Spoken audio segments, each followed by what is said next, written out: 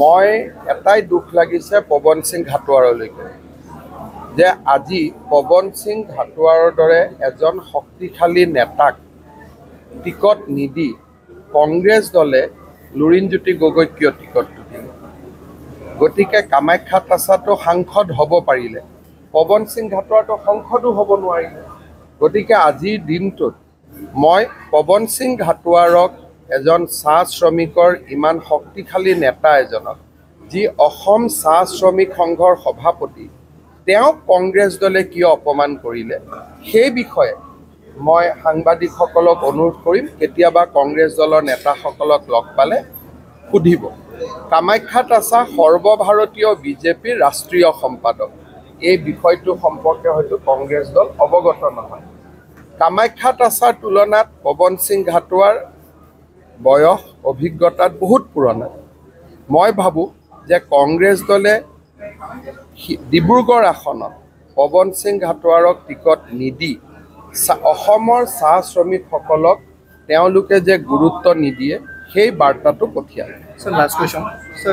ৰাষ্ট্ৰীয় ঘাইপথটো নিৰ্বাচন হ'ব পঞ্চায়ত নিৰ্বাচনো হ'ব উপ নিৰ্বাচনো হ'ব নিৰ্বাচনটো নিৰ্বাচনী আয়োগে পাতিবই যেতিয়া নিৰ্বাচন থাকিব ৰাষ্ট্ৰীয় ঘাইপথৰ যিটো অৱস্থা আজি আপুনি অহাৰ বাবে কালি নিশাৰে পৰা NHRCL খুব তৎপৰ কিন্তু খুব বিপদ তেওঁলোকে মোক জনোৱা মতে আৰু মই এইটো বিষয়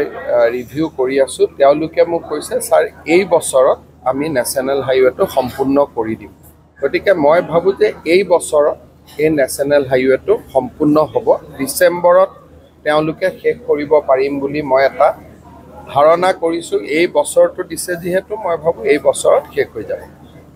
হ'ব আমি 11টা সমষ্টিত জিকিছোঁ 3টা সমষ্টিত আমি হাৰিছোঁ পৰীক্ষাত ছাত্ৰ এজনে 100 নম্বৰ আশা কৰে যে 100ৰ ভিতৰত 100 পাব লাগে কিন্তু 95 96 হ'লেও ঠিকেই থাকে